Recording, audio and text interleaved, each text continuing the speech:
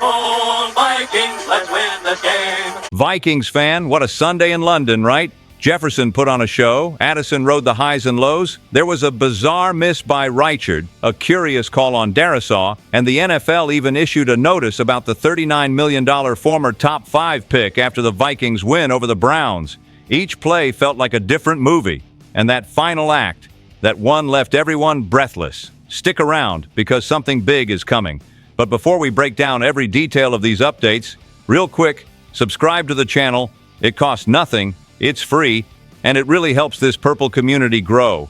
Drop a like too, because that helps YouTube push this video to more fans across Vikings Nation, and leave a comment because this space belongs to everyone who lives this Minnesota passion. My friends, what Jefferson did in London was out of this world. No exaggeration. He practically carried the offense on his back and showed once again why he's the face of this franchise. It was 123 yards, and it's not just the number. It's the way he made everything look easy. From the first quarter on, every route looked like a clinic. The Browns' defense knew what was coming but couldn't stop it. And when the game tightened, he basically said, "Relax, I've got this." To be honest with you, what impresses me most is how he turns the impossible into routine. There were balls that looked 50-50, but when it's 18, they turn into 80-20. And you can see it in his teammates' eyes. They trust him to change the game. Carson Wentz even joked afterward that he feels like he has a front-row ticket to watch greatness every week. And that's exactly it. Every Vikings fan feels the same. The privilege of watching someone write history right in front of our eyes. And here's another detail people overlook. He does it with any quarterback. He's had 7 different guys throwing to him over the last 3 years. Cousins, Darnold, Mullins, Wentz. It doesn't matter. Jefferson adapts, adjusts, reinvents. It's like he's saying, just give me a chance. And he does the rest. That's quiet leadership, the kind of player who doesn't need to shout to be respected. Kevin O'Connell said after the game that the team feeds off Jefferson's energy, and it's true. When he makes one of those grabs, the whole locker room grows. And the best part is, he never falls into vanity. Even with all the success, his posture stays the same. Focus, work, respect for the game. You know when a player transcends the team and starts representing the whole city?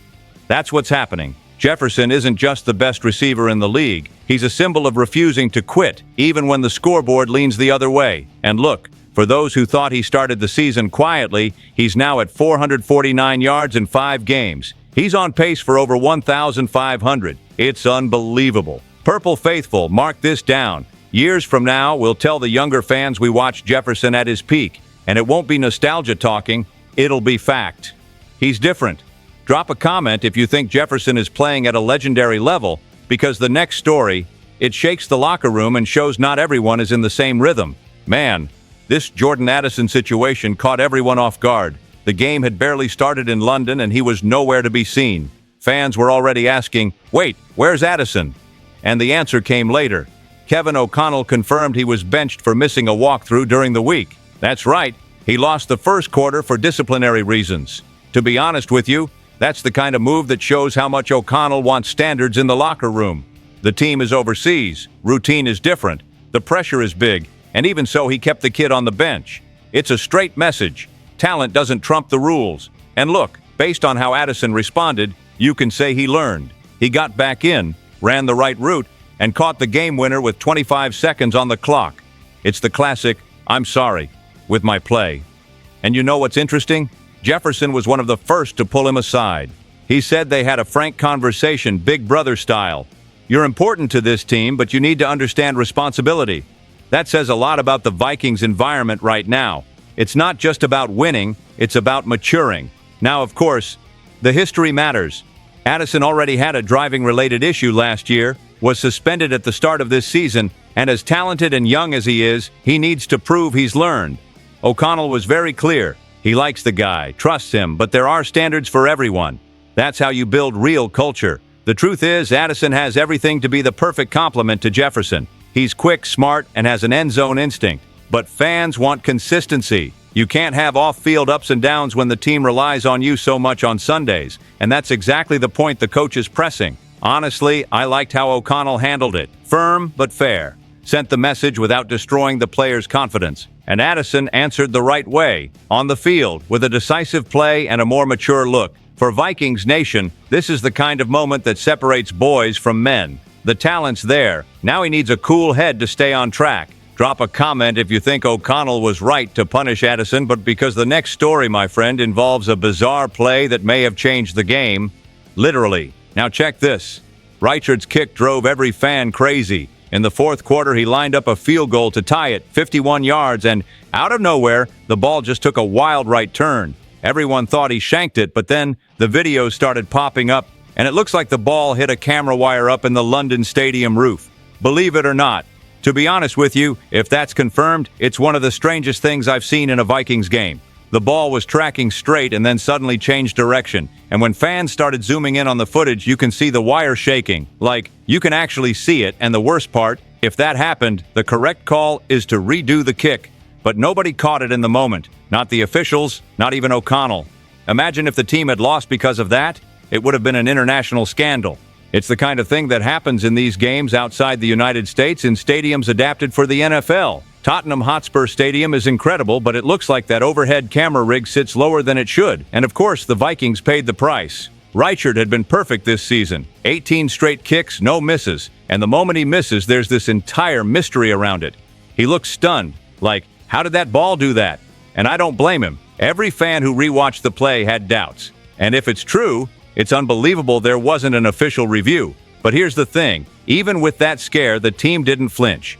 The defense got the ball back. The offense went to work. And when Addison scored the winning touchdown, everyone exhaled. Good thing, because if that play had decided it, we'd still be talking controversy instead of a win.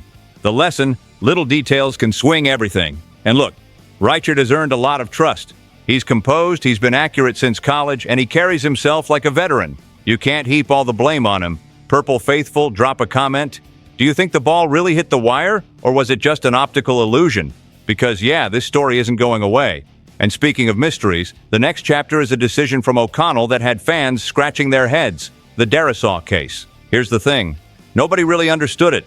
In the middle of the game against the Browns, Darisaw basically disappears. Everyone assumed injury because he's been coming back from a tough knee recovery. But after the game, Kevin O'Connell said it was planned.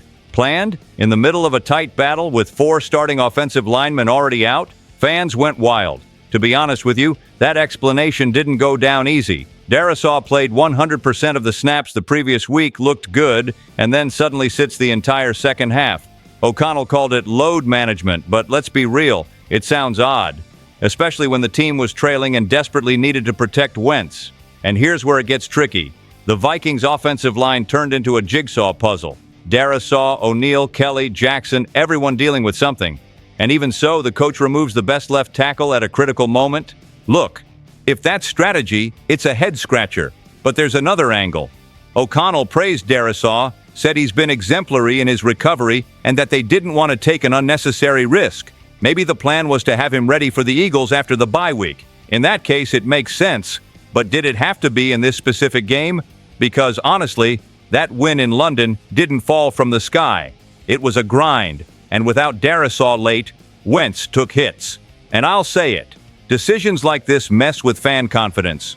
We all understand protecting players, but when the justification doesn't match what you're seeing on the field, it breeds doubt. The media has already started asking if there's something more serious being kept quiet. The Vikings are known for being discreet with injuries, and when the official line doesn't square with logic, speculation explodes. Defend the North. That's what we want to know. Is Darisaw truly fine, or is the team kicking the can down the road? Because to face the Eagles, we need everyone healthy. The O-line is the heart of the offense, and without it, there's no Jefferson shining, no Addison deciding games. In the end, time will tell if O'Connell was being cautious or made a mistake. But one thing's certain, after that scare, fans will scrutinize every medical update. Drop your take. Smart decision or way too risky? Because the next story, my friend, wraps this video with a golden bow. An unlikely hero saving the day on the final snap. And to close it out, look who sealed the game. Jeff Okudah. Yes, the same guy many barely remembered on the roster became the unlikely hero in London. Final play, the Browns trying to steal it, and he steps up, makes the perfect tackle in bounds, and the clock hits 0. Game over. Vikings 21, Browns 17. Simple and massive in meaning. To be honest with you, stories like this are beautiful. Okudah was a top 5 pick back then, arrived with a heavy label, dealt with injuries, changed teams, and now shows up like this, saving the win on pure instinct. The NFL even posted his play on X, highlighting the tackle and the line. Vikings win it. That's the kind of recognition fans love to see. And it wasn't just that snap. All game long, he was locked in, playing physical, showing he deserves more run in this defense. Even as the third corner in the rotation, he maximized every snap. And O'Connell knows he needs guys like that, ready when the moment calls. Symbolically, this game had everything. A patched-up QB, a battered O-line, a crazy field goal, and in the end, the hero is a player fighting to cement his place. That's pure Vikings. Drama, resilience, and emotion to the last second. And let's be clear, the guy has already earned more than $39 million in his career, could be comfortable. But he's not. He's grinding on a one-year deal, proving he wants to stick, proving his value in Minnesota. And if he keeps playing with that fire, he'll win the fan base over for good. The entire defense deserved credit. Even shorthanded, they stood tall in crucial moments. And when it was time to kill the clock, Okudah delivered. The locker room after the game was pure relief and pride. Jefferson yelling at the camera, Addison buzzing, Wentz smiling with a marked-up face, straight out of a movie. For the Purple Faithful, it was more than a win. It was a reminder that this team still has a soul. Even with 4 injured starters on the O-line, a kicker with rotten luck, and a young wideout being disciplined, they found a way. That's culture. That's the Minnesota Vikings. Drop a comment if you think Okudah deserves more snaps after this one, because what he did in London was worthy of someone who wears purple with heart. Look, after this game, it's fair to say this team has more heart than most people realize. Jefferson conducted the symphony, Addison learned the lesson, Reichard survived the chaos, Darrisaw became a mystery, and Okudah stole the show. Nothing was easy, and that's exactly why we love this team, because the Vikings never go quietly. Never. And this is only the beginning, Purple Faithful. The break comes at the right time to heal the body and keep the soul lit. Drop a comment. This space belongs to everyone who lives the Purple Faithful. Stay tuned. SKOL Vikings, let's go!